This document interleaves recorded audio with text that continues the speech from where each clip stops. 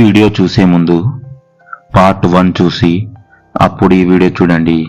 మీకు ఇక పూర్తిగా అర్థమవుతుంది.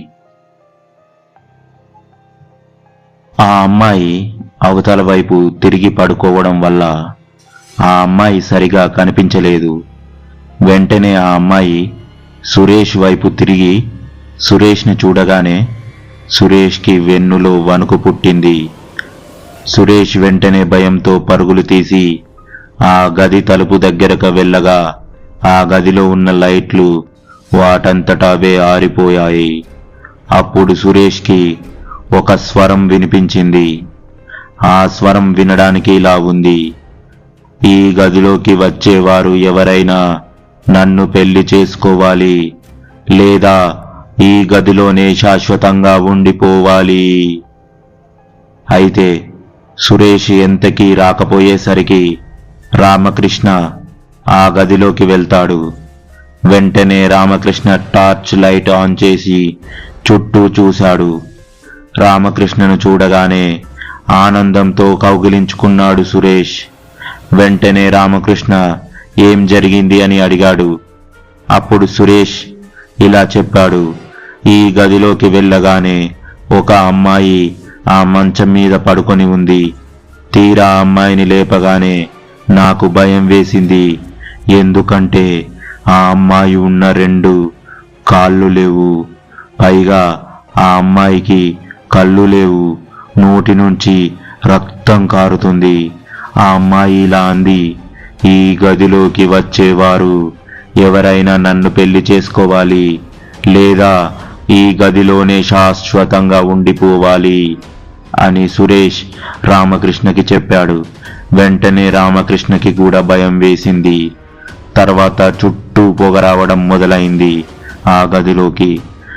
ఆ పొగ కారణంగా మైకం కమ్మి సురేష్ మరియు రామకృష్ణ ఇద్దరు కళ్ళు తిరిగి పడిపోయారు. తర్వాత నిద్రలేచి చూస్తే ఆ గది తలుపులు తెరిచి ఉన్నాయి.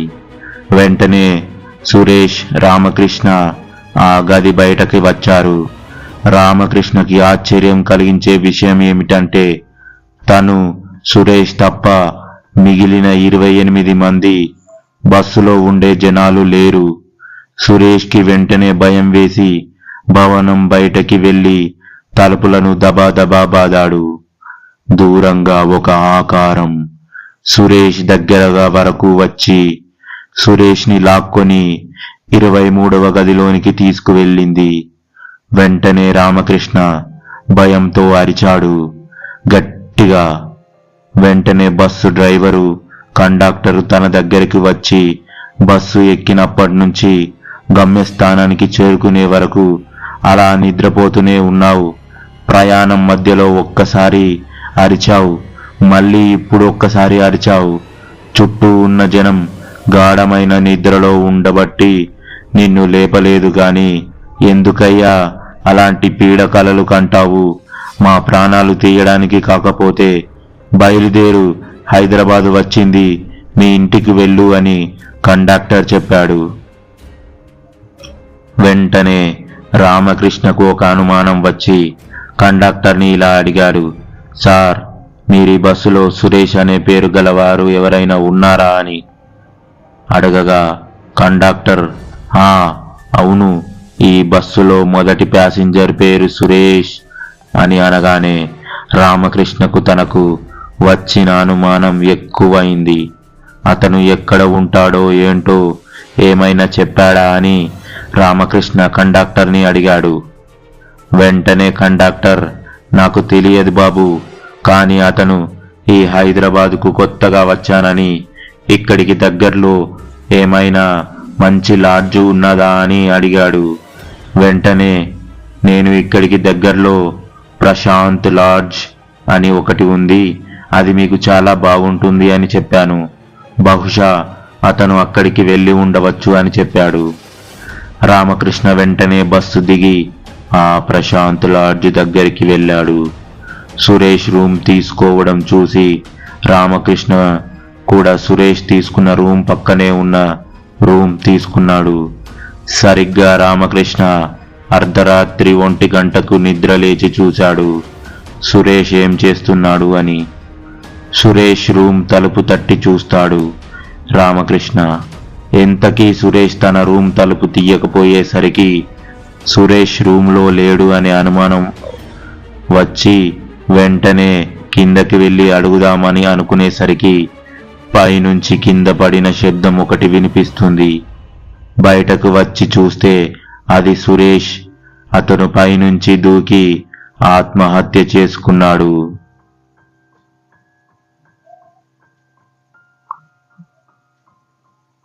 అలా పైనుంచి దూకి ఆత్మహత్య చేసుకున్న సురేష్ను చూసి బాధపడి ఏడుస్తున్నాడు రామకృష్ణ.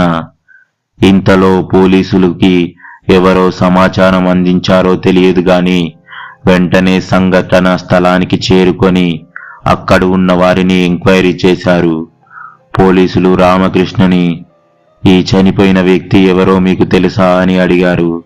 వెంటనే రామకృష్ణ నాకు తెలియదు సార్, కానీ ఇతను నేను ఒకే బస్సులో ప్రయాణం చేసి వచ్చామని చెప్పాడు.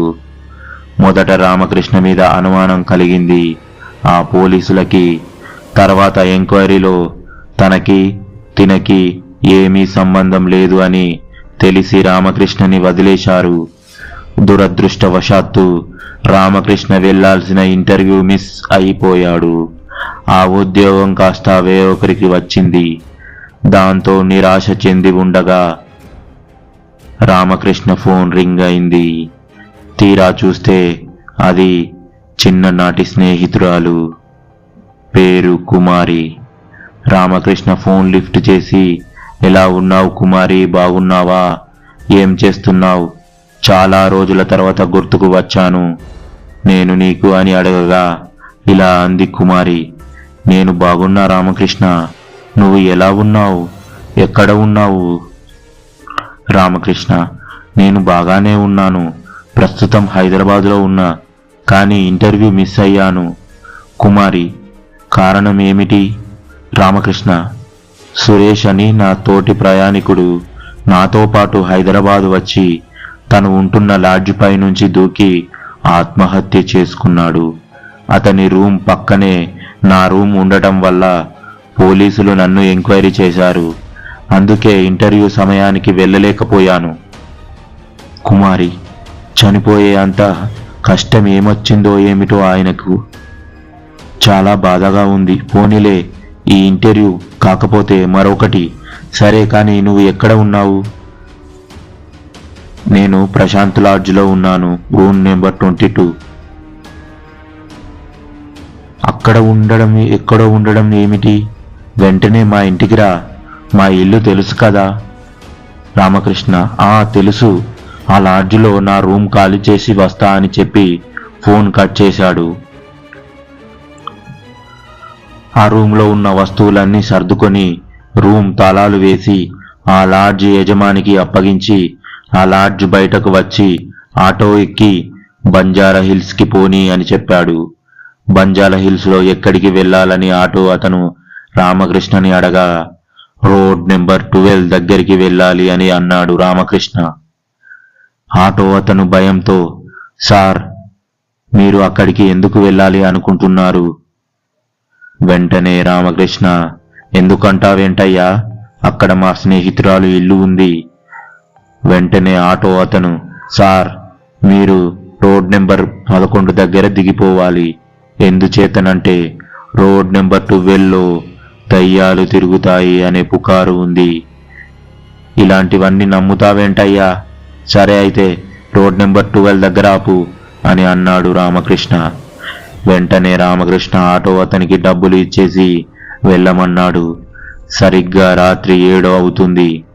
ఒక పక్క కుక్కలు మొరుగుతూ ఉన్నాయి. చుట్టూ చిమ్మ చీకటి, నిశ్శబ్దంగా ఉంది. నడుచుకుంటూ కొంత దూరం వెళ్ళేసరికి రోడ్ నెంబర్ 12 రోడ్డు కనబడింది. అయితే రామకృష్ణ స్నేహితురాలి ఇల్లు రోడ్ నెంబర్ 12 శ్మశానం దాటిన తర్వాత ఉంది.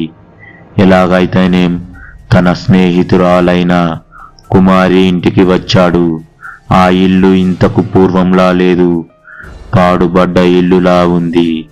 వెంటనే రామకృష్ణ కుమారి ఇంటి తలుపు తట్టగా ఆ తలుపు దానంతటా అదే తెరుచుకుంది. మొదట్లో రామకృష్ణ వింతగా అనిపించింది. ఆ తరువాత రామకృష్ణ మెల్లగా లోనికి వెళ్ళాడు. వెళ్ళగానే బయట ఉన్న తలుపులు వాటంతట అవే మూసుకుపోయాయి. రామకృష్ణకి కొంచెం కంగారుగా, కొంచెం భయంగా అనిపించింది. ఇల్లు అంత చీకటిగా ఉంది.